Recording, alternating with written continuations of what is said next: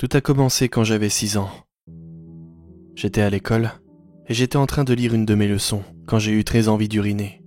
À cet âge-là, il est vrai que certains enfants se font souvent pipi dessus et j'étais devenu paranoïaque là-dessus, car je ne voulais pas me taper la honte en public. J'ai donc levé la main et j'ai demandé à Madame Thompson si je pouvais aller aux toilettes. Après m'avoir fait son speech du « tu aurais dû y aller pendant la pause », elle m'a finalement donné les clés des toilettes pour personnes à mobilité réduite, vu que c'était celles qui étaient les plus proches de la classe. C'était la 5e heure de cours de la journée, et les couloirs étaient vides. J'avais l'impression d'être parti à l'aventure dans une caverne. J'étais petit, et très impressionnable à cette époque. J'avais aussi du mal à ouvrir et déverrouiller les portes, ce qui m'a fait passer plusieurs minutes à tenter de rentrer dans les toilettes. Après avoir réussi, j'ai commencé ce que j'avais à faire, quand soudainement, j'ai entendu frapper à la porte des toilettes. « Qui est là ?» ai-je crié, perturbé d'être dérangé. Il y a eu un moment de silence, puis les frappements ont repris de plus belle.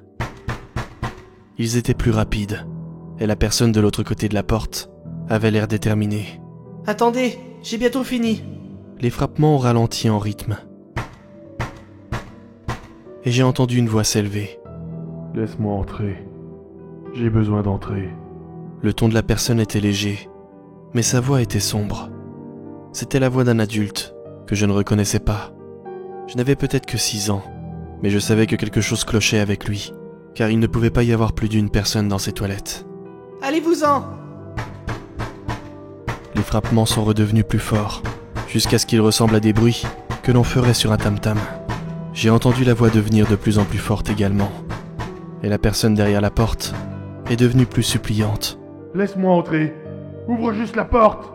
J'étais terrifié. Les frappements et les cris étaient si forts, mais même comme ça, personne ne semblait vouloir venir m'aider. Et puis finalement, ma prof était venue me chercher.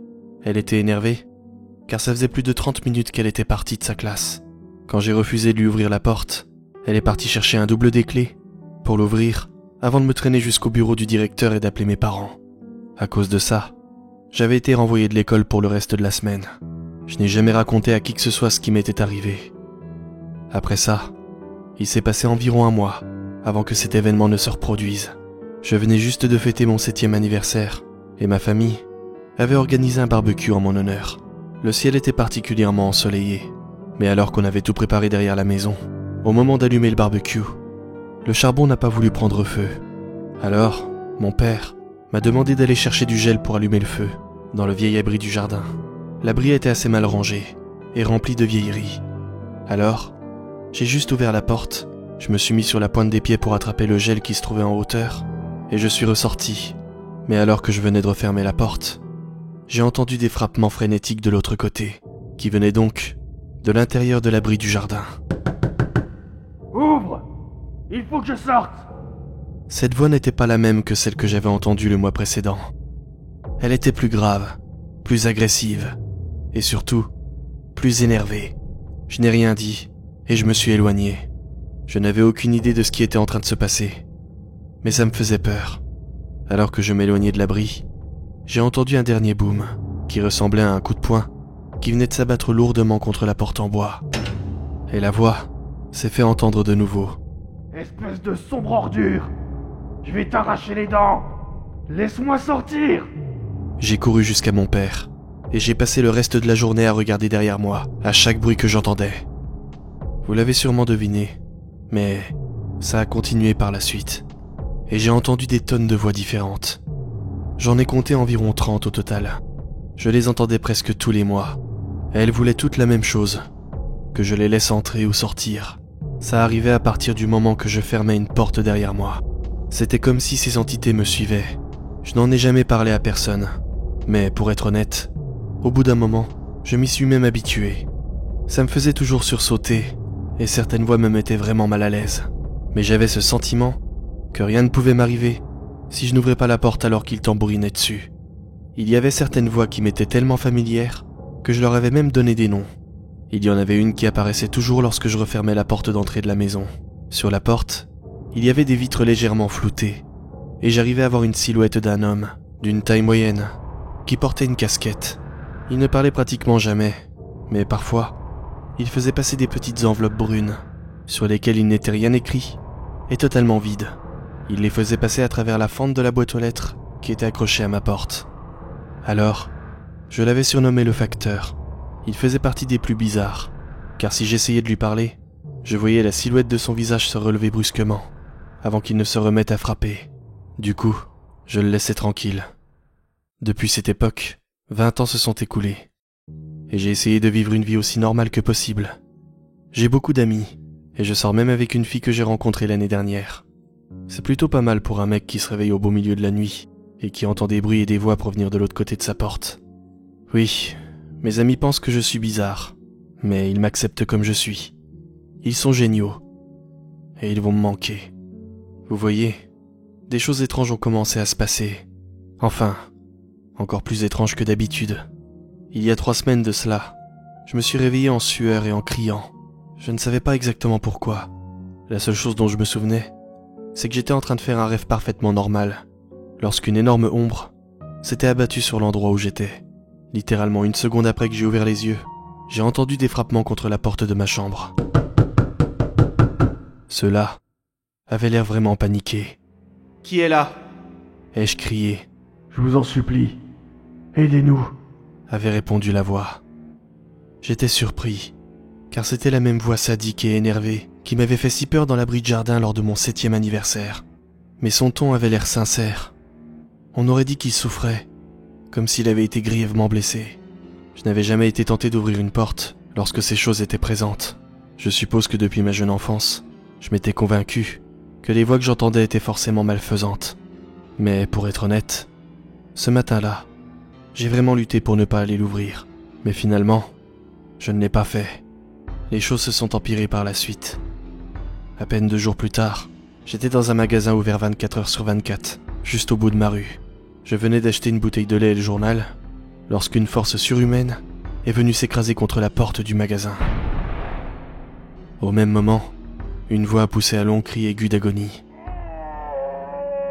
J'ai essayé de voir ce qu'il y avait derrière la porte, mais il y avait tellement d'affiches accrochées sur la vitre que tout ce que mes yeux ont pu déceler, c'était la silhouette d'une femme qui tapait avec la paume de sa main contre elle.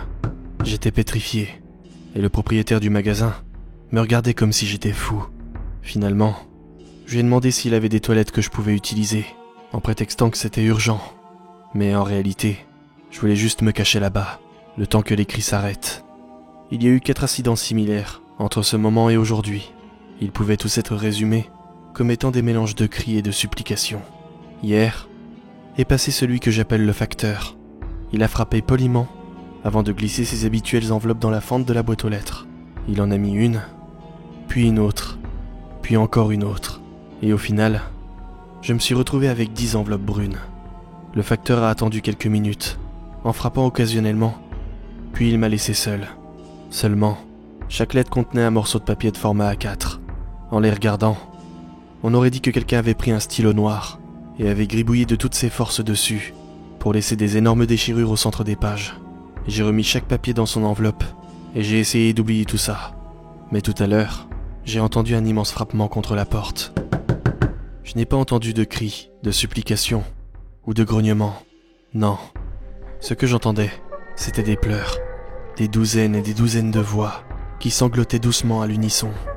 L'instant d'après, un autre coup violent s'est abattu contre ma porte, si fort que des bouts de peinture se sont décollés du mur et sont tombés sur le sol. Après ça, les sanglots ont continué de plus belle. Je me suis levé de ma chaise. Une petite fissure était apparue au beau milieu de ma porte, et mon téléphone s'est mis à sonner.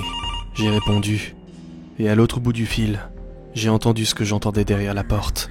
Des pleurs, de nombreux pleurs, mais ils avaient l'air déformés, paniqués et terrifiés.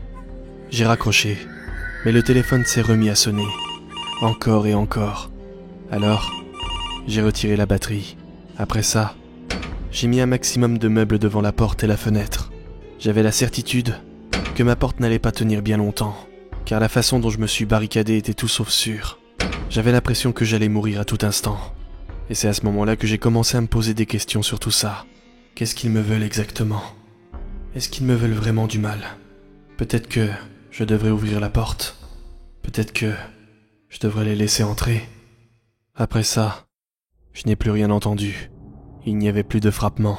Même les pleurs s'étaient arrêtés, mais je n'en pouvais plus, et je n'avais qu'une seule hâte. C'était d'échapper à cette situation horrible. Je voulais sortir, et aller dehors, là où il n'y avait aucune porte sur lesquelles ces entités pouvaient frapper. J'ai poussé les meubles, et j'ai tourné la poignée. Seulement, elle était verrouillée. Je me suis alors mis à genoux, et j'ai regardé à travers le trou de la serrure. Derrière la porte, il n'y avait pas le couloir dont je me souvenais, mais une autre pièce, qui ressemblait à une sorte de salle de classe ou une bibliothèque. Dedans, il n'y avait qu'un seul enfant, assis, dos à moi, et qui avait l'air de lire quelque chose. J'ai frappé à la porte. « Hé, petit, tu peux me laisser sortir s'il te plaît ?»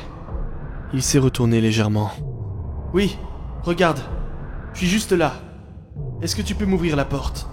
Il m'a répondu qu'il ne pouvait pas, qu'il était en retenue, et qu'il n'était pas supposé parler à qui que ce soit. Et il m'a tourné le dos à nouveau.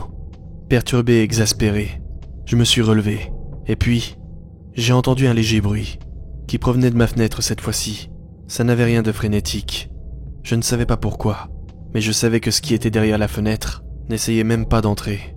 Cette chose essayait de me faire peur, en me montrant qu'elle savait que j'étais là. Et devinez quoi ?